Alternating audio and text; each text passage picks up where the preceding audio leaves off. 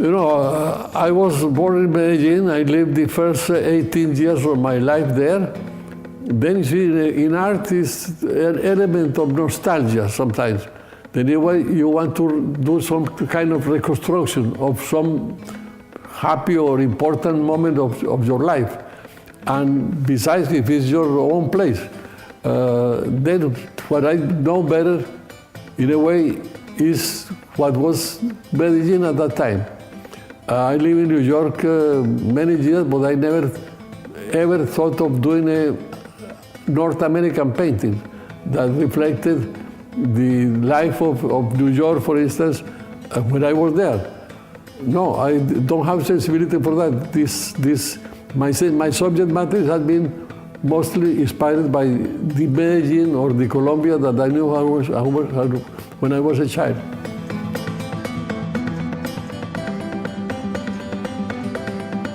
Most of the artists that are in Colombia were working in abstractions or following the fashion or the movements that were going on in New York, Europe, etc. And instead I was getting my inspiration from Colombia. I was the only one who was taking care of the reality of Medellin, of Colombia, getting inspired by the folk art, like we said before, by the pre-Colombian, etc. In that sense, I was trying to express a sentiment that was completely Colombian. And the other artists in my country were mostly following the international trends that were going on. That's why I said that I was the most Colombian of the Colombian artists.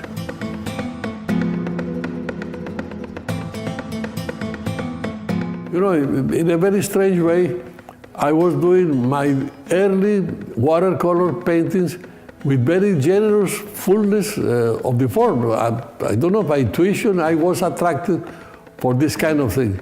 Then one day I did a mandolin that was also with the outline very large, etc. And in the moment I was going to put the little hole for the hole that is the guitar or the mandolin for the sound, I did it smaller. And then I realized that this instrument became much more monumental. Then I see in my work that it was important that the details are small and the outlines are generous and important. And then this contrast between the small and the large was became like the center of my idea about how to produce sensuality in the form.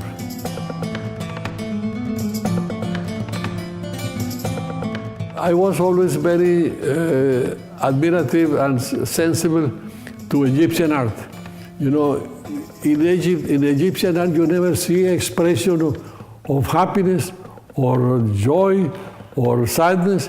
They have a way to do it in which the figures are unexpressive. And this gives you some idea of eternity and deep poetry. And you see it also in Piero della Francesca, in which this impassibility of the face, in which there is no emotion, for instance, even in the battles, you see a man killing another of the adversaries and they don't show any emotion, the pain or the feeling of killing. In art, this impassibility is a virtue because it involves poetry and involves something that you can see the painting without seeing the expression. You can concentrate in the forms and the paintings. In Egyptian art, for instance, you never look at the eyes of the figure. You look at the whole thing. Because when the eyes look at you, then in a way you cannot see the painting really. You are looking at the eyes, like when you are with a person.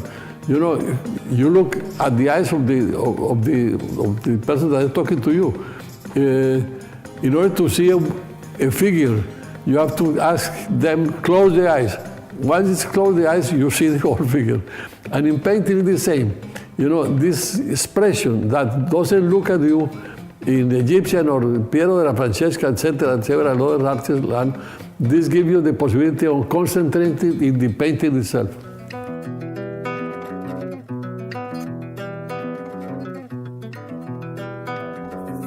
In art, it's very important the sensuality of the forms. It's one of the sources of the pleasure of looking at art is this sort of abundance, this sensuality, this volume that you see in so many great masters of the art history. For instance, the best known is Michelangelo.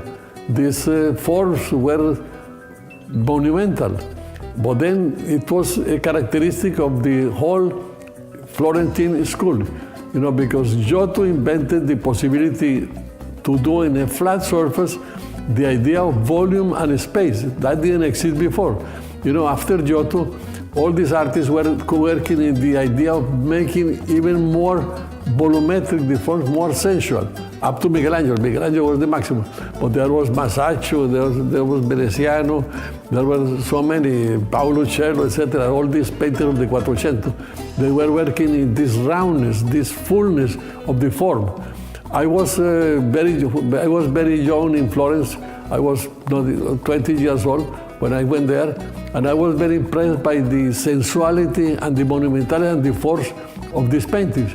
Then I was touched by this and influenced, of course, by this, and also reading a lot about Bernard Berenson, the critic that was doing a very apology, and also, I don't know how to say, saying how important was volume as a virtue in art.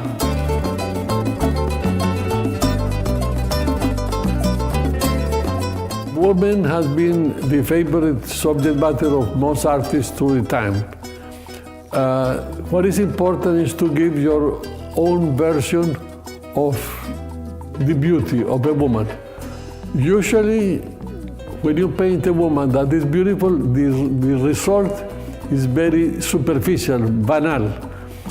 Then, in a very strange way, the ugliest is the woman that is represented, the more beautiful is the painting.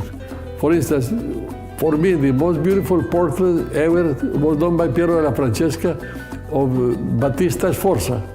It's a small painting that is in the Galleria degli Uffizi in Florence.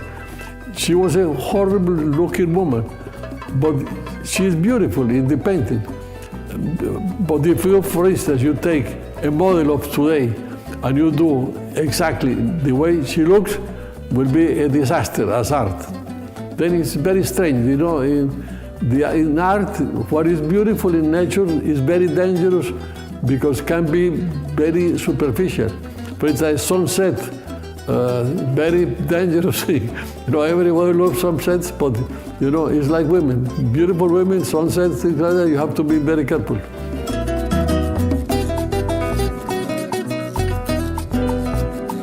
I have the opportunity to show my monumental sculptures in 19 of the greatest cities in the world.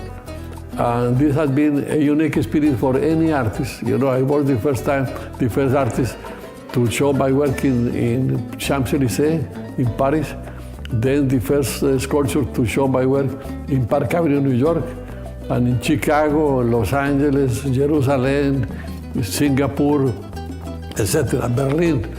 19 cities will show my work. That is a tremendous opportunity, tremendous experience.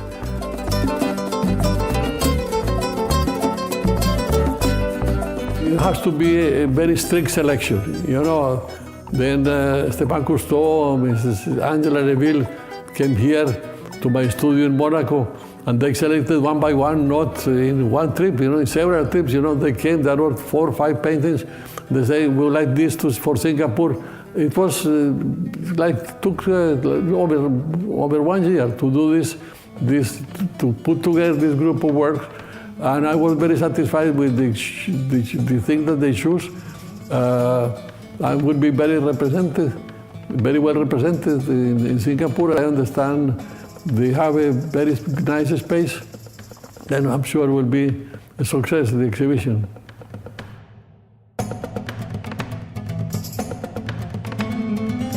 I'm very grateful, I'm very excited with the invitation that they did to me to do the exhibition.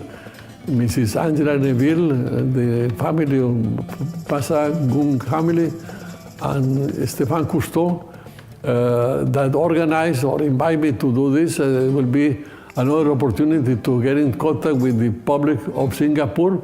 I did before an exhibition, kind of a retrospective in the museum there, and show my monumental sculptures all along the sea. It was tremendous, this spectacular town, and to see my work there was a tremendous experience. I'm sorry I will not be able to be there, but because at this time of the year usually I'm in Colombia with my family. But really I regret that I will not be in Singapore because this exhibition will be very important to me.